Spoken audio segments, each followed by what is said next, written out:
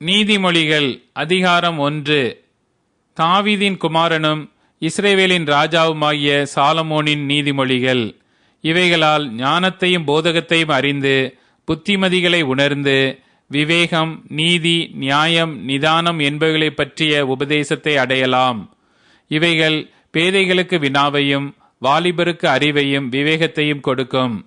புத்திமான் இவைகளை கேட்டு அறிவில் தேறுவான். விவேகி நல்லாலோசனைகளை அடைந்து நீதிமொழியையும் அதன் அர்த்தத்தையும் ஞானிகளின் வாக்கியங்களையும் அவர்கள் உரைத்த புதை பொருட்களையும் அறிந்து கொள்வான். கர்த்தருக்கு பயப்படுதலே ஞானத்தின் ஆரம்பம். மூடர் ஞானத்தையும் போதகத்தையும் அசட்டை பண்ணுகிறார்கள். என் மகனே, உன் தகப்பன் புத்தியை கேள், உன் தாயின் போதகத்தை தள்ளாதே. அவைகள் உன் சிரசுக்கு அலங்காரமான முடியும், உன் கழுத்துக்கு சரப்பணியுமாயிருக்கும். என் மகனே, பாவிகள் உனக்கு நயங்காட்டினாலும் நீ சம்மதியாதே. எங்களோடே வா, இரத்தம் சிந்தும்படி நாம் பதிவிருந்து குற்றமற்றிருக்கிறவர்களை முகாந்திரமின்றி பிடிக்கும்படி ஒளித்திருப்போம். பாதாளம் விழுங்குவது போல் நாம் அவர்களை உயிரோடே விழுங்குவோம். குழியில் இறங்குகிறவர்கள் விழுங்கப்படுவது போல் அவர்களை முழுமையும் விழுங்குவோம். விலையுயர்ந்த சகலவித பொருட்களையும் கண்டடைவோம். கொள்ளை பொருளினால் நம்முடைய வீடுகளை நிரப்புவோம். எங்களோட பங்காளியாயிரு, நம் எல்லாருக்கும் ஒரே பை இருக்கும் என்று அவர்கள் சொல்வார்கள் ஆகில், என் மகனே, நீ அவர்களோடே வழி நடவாமல் உன் காலை அவர்கள் பாதைக்கு விலக்குவாயாக. அவர்கள் கால்கள் தீங்கு செய்ய ஓடி இரத்தம் சிந்த தீவிரிக்கிறது.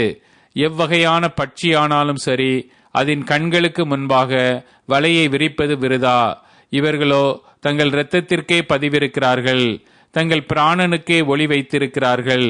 பொருள் ஆசையுள்ள எல்லாருடைய வழியும் இதுவே. இது தன்னையுடையவர்களின் உயிரை வாங்கும். ஞானமானது வெளியே நின்று கூப்பிடுகிறது, வீதிகளில் சத்தமிடுகிறது.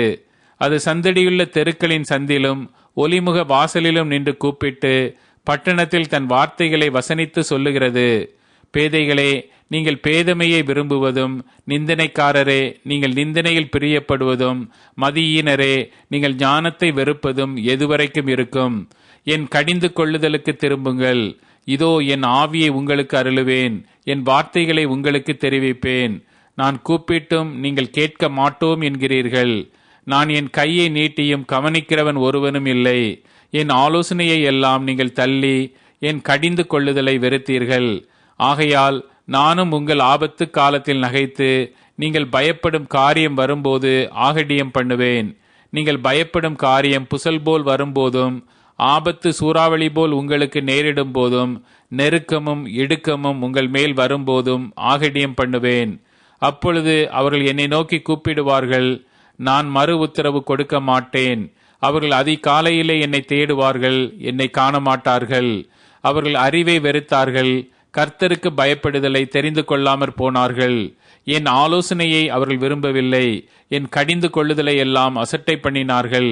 ஆகையால் அவர்கள் தங்கள் வழியின் பலனை புசிப்பார்கள், தங்கள் யோசனைகளினால் திருப்தி அடைவார்கள். பேதைகளின் மாறுபாடு அவர்களை கொல்லும், மூடரின் நிர்விசாரம் அவர்களை அழிக்கும். எனக்கு செவி கொடுக்கிறவன் எவனோ அவன் விக்கினமின்றி